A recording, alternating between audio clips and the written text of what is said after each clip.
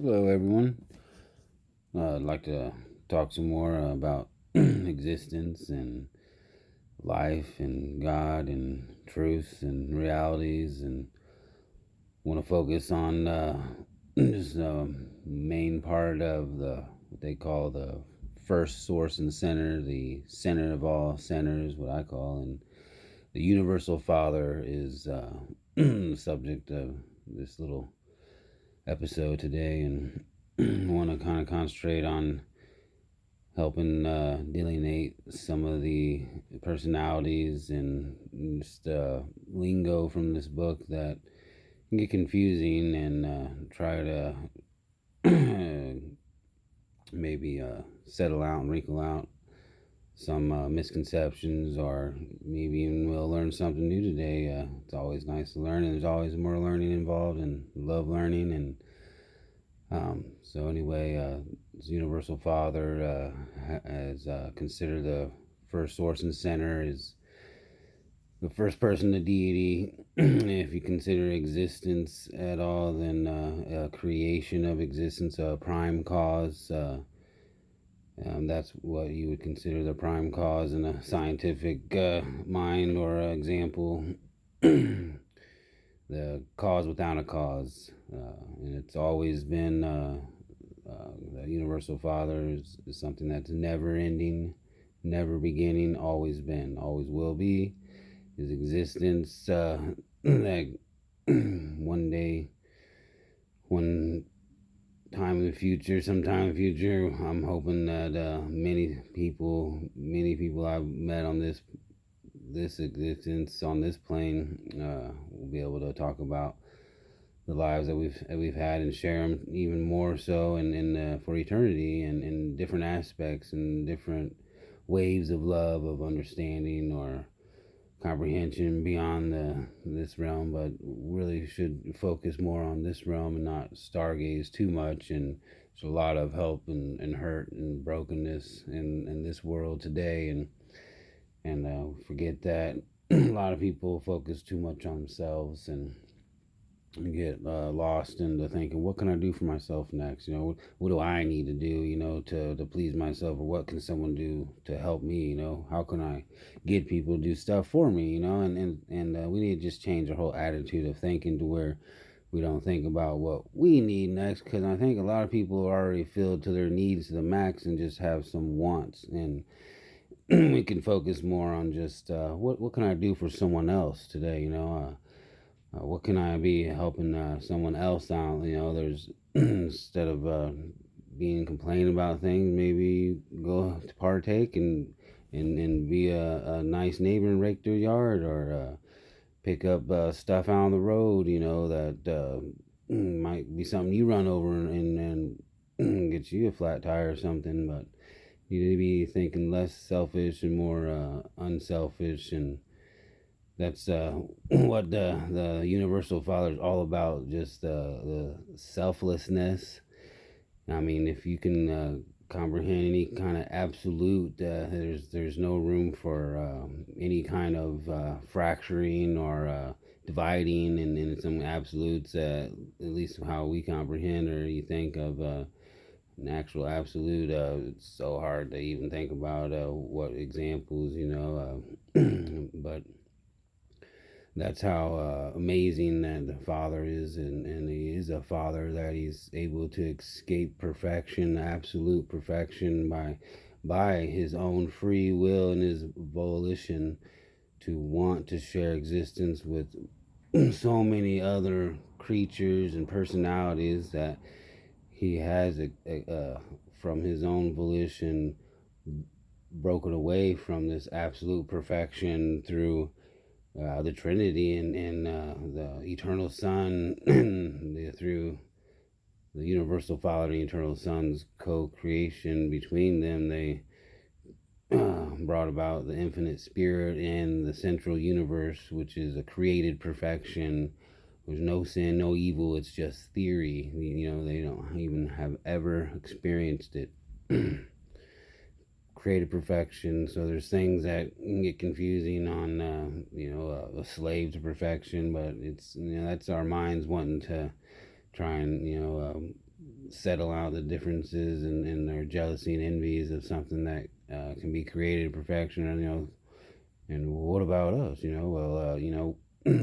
a long story of what's happened with us and our confusion of what's going on in this world and what's important to us, and so much more become off focus and get into material, where we even have standardized school where the goal is material and not spiritual. And our schools should be reversed almost, where more schools are out there teaching the aspects of what's to be godly and righteous, goodness, those qualities of the spirits of the fruit, which a lot of people probably don't know. There's joy, peace, patience, kindness, gentleness, faithfulness. There's a couple I probably miss, like love, so big, and but those self control. That's this one I'm always teaching my kids: is self control. So much we gotta have, and God gives us so much, and we just take advantage and become to a point where we're obese, or we're drunk all the time, or always trying to just reach a level that we're think is material, but it's really we're trying to find God, but we're not looking in the right ways. We're not looking in the right paths, and we're not seeing it, because you can just pray, and you can actually meditate and think, let that mind calm down, relax it, get to a point where you're not worrying about your surroundings, and you go into your mind and shed that outer aspect of your immediate environment, and you just calm the mind down, and you just pray and search within yourself, and you find some answers to some thoughts. You calm the thoughts down, and you might have some thoughts that come from your consciousness, or might some come from a different source. And where's our consciousness come from anyway? Did you get that from your parents? They put that in your body for you, or how did that come about? I mean, your own consciousness is already something that's superimposed on this material body. And not only that, there's a spiritual aspect that's superimposed, having a three part. And to me, you end up actually with another fourth part that is similar to basically growing another body on top of your one that you have now, or inside, and that part of being reborn, and the spirit testifying to the spirit, that soul builder, that father fragment, which is another gift the father does, and shares in his selflessness. He actually fragmentizes the spirit without losing any potential, or of own any kind of taken away from him. He can do that without any kind of loss of potentiality, or his living well doesn't ever get depleted, or it's just something you can't really fathom in this minds that are finite. But it's so amazing that he can indwell the minds and hearts of men to build souls, and to guide people and creatures that are created creatures from our creator. Say that he will actually go along with us. And it says when we are afflicted, he's afflicted. And I've got some quotations and some other stuff written down that help me remember, and it's all mostly from the Urantia, but there's a lot of overlap with the Bible, and some of the translations get a little different, and you can find all kinds of sources of the same translations, and different scholars that have read the Bible will have their interpretations and commentaries you can read. And if you want to learn Hebrew or Greek, you can kind of think of your own interpretations of how it means. If you're a reader, you kind of pick up on the authors, and how they present their story, and how they write down the history of, just even if you're just copying something. If you're really in tune, I like to kind of read through, and I'll catch errors all the time in people's editing, and a lot of books probably use some kind of app or something for editing, not actually human. That you're gonna have some errors, because they don't see the difference between take and taken, here or there, whether it's supposed to be a capital or not. But there's a lot of errors in books, and I'll catch them because I'm reading and I'm always learning. But not everything. I'm gonna make mistakes. Everyone's gonna make mistakes, and there's only one source that doesn't make mistakes. That's perfect, and that's God. The Universal Father has so many names. I'm gonna turn this around and give you a look here of what I got. But here we go. So there's Universal Father with being first source and center, and it's hard to grasp. Like if you got to have a thought, the first thought of the Father, which it really wouldn't be, because there's three paradise residents that are eternal and always have been, always will be, and are the part I am and I am not. That's the all three in one, all potential. That's being actualized and absolute. Nothing new is for the Father. But you have all these different names that he's known by in different sections of the central universe, and even in like Uverse, they call him something a little different than other places like perhaps Melchizedek's. They on Melchizedek, they definitely call him a little something different. But Father of Fathers probably theirs, because they call the Eternal Son the Son of Sons.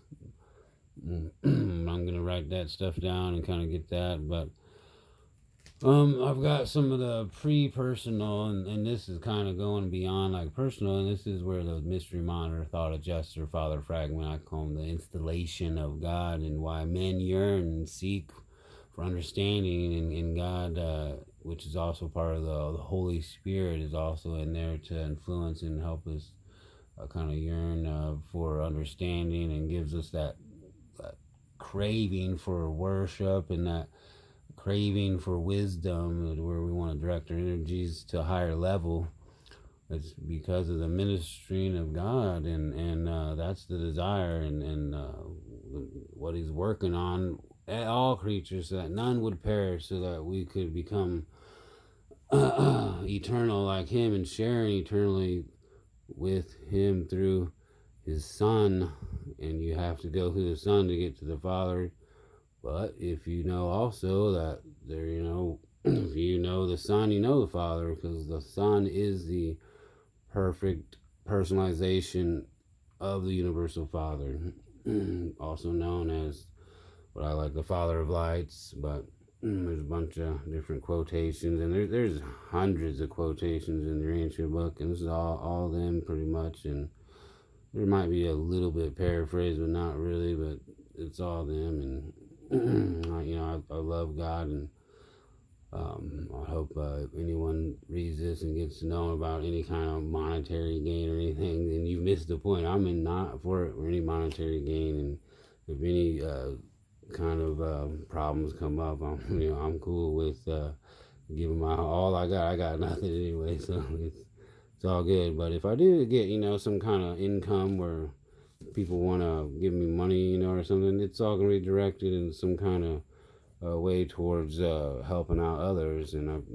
I've already got a plan where I'd probably set up some rec centers, and loving basketball so much, would set up some rec centers with a gym and place to worship and learn, like a library, and different games, and just a way to fellowship and try to point people to the direction of God, which a lot of churches are slowly going that route, I think, to where we'll get to more of a worship center where you have your service where you're more like focused in at the hour or two of worshiping and singing songs, but then the rest of the time is going to be similar or toned down, maybe you're playing and experiencing, and always trying to keep the Father in mind, and God in mind, to where it's love, and we're teaching, and we should be teaching our kids from the get-go, which we do. We nurture our kids with love, and we see how they react in a positive way when we do right, when we do good, and we know we're well, and our kids respond, and can show us that they're learning in a positive way, and then they also show us when we're not doing so well and we mess up. And teaching them can be so hard sometimes, and we're learning too while we're teaching them. And I'm always learning, and I definitely need help raising my children, and that's why there's two parents usually that help out, and we don't have two parents. There's always help, and if we were more neighborly, you'd be surprised how many people are available that aren't doing anything besides playing on their phones or watching TV or something that you could be helping someone learn about God and about truth and about something more than what's not even going to be in your memory in another hour or two. But I got a lot of these absolutes down here. We've talked about those. Some of these are kind of more in depth, but the universal Father is basically the source of everything, including these absolutes, and however that plays out is unfathomable even to the highest intelligences that partook in writing this book. They didn't want to put any human name to it. They just wanted no saints, no misconstruing, all beautiful, dumbed down basically to an English portrayal, because you can't really portray truth through words or language. It's something you feel, something you understand with feeling in your heart, and knowing it's true, and knowing when things are righteous, and that's the hard part sometimes. Discerning, it can be hard when it's that spectrum isn't right there right in the middle, on the ends where it can be tricky, and that enabling versus disciplining, that's so tricky. But definitely a lot of information here, and so much that's hard to understand. And this one's not so much about talking about the absolutes, but definitely this reality of God is pretty amazing. God is a primal reality in the spirit world. God is the source of truth in the mind spheres. God overshadows all throughout the material realms. God is neither man like nor machine like. First Father is universal spirit, eternal truth, infinite reality, and Father personality. Eternal God is infinitely more than reality, idealized, or the universe personalized. More than reality, idealized, or the universe personalized. So what we even see out there, what we can comprehend, he's more than that, and he's so much more than we'll ever know. And that's where those absolutes come in that are unqualified. There's no quality of existence or actualization that need be for God. He's God.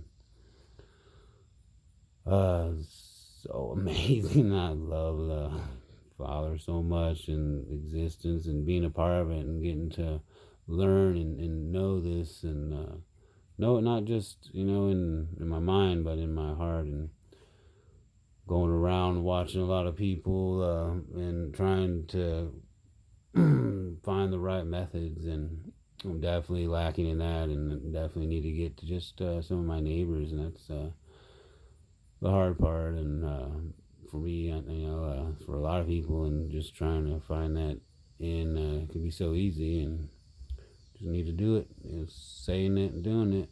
It's the thing. Also, we can say we believe something, and until you do it, you don't really believe it, And if you're playing basketball and you know it went out on you, but you know your team's down by one, and there's only like 30 seconds left, and the refs call it out on the other team. You're like, oh, we can win here, but would you be the one to say, nah, it's out on me, guys? It's really the other team's ball, and let's try and get some good defense and win the game that way. I mean, that'd be hard to do, but that's the honest thing, until you get in a situation. Sometimes, you don't know quality what character you have until you actually get in those situations and what's important here, And that's how we should be learning and living is by recognizing when we make mistakes and talking about it without getting too shameful of our feelings. And dads out there definitely need to be focusing more on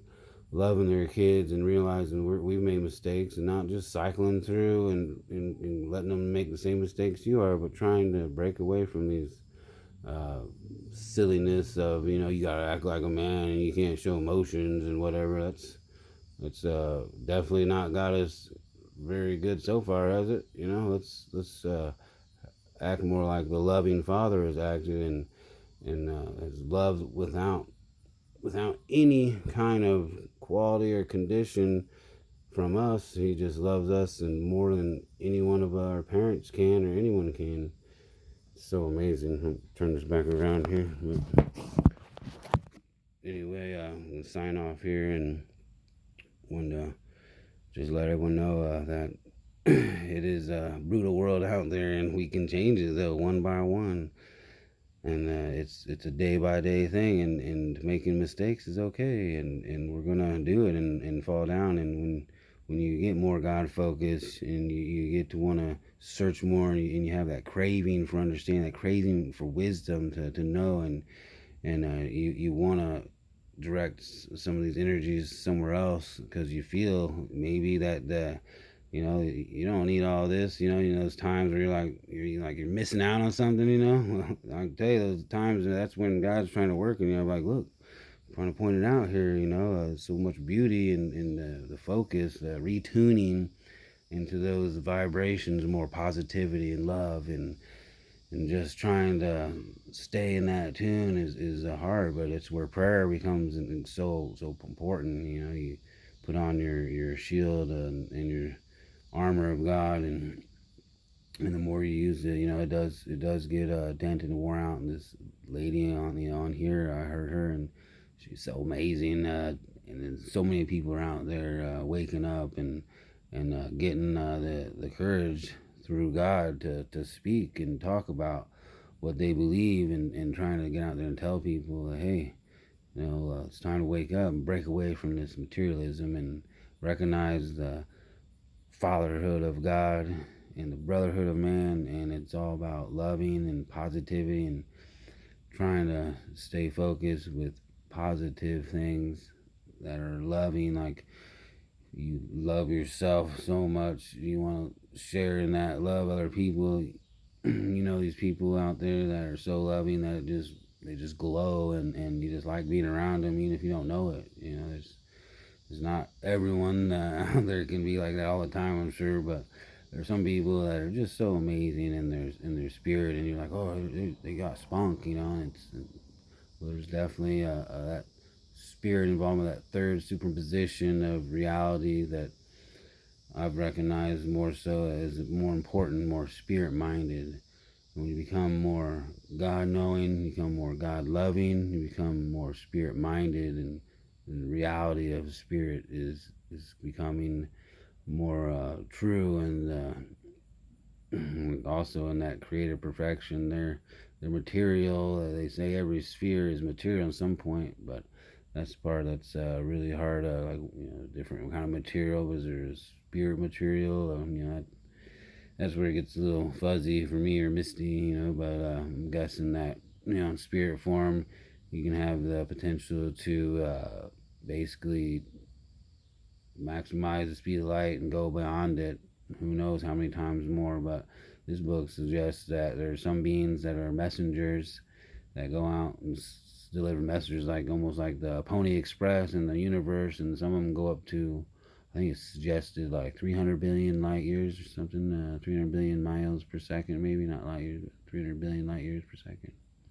Way more than the speed of light, but it breaks it down to the actual last digit in the ones column. So, but that would be amazing. You become part of such an advanced corpse of God. You can become a solitary messenger where you have the potential of blasting through the universe, however spirit mode or however it works.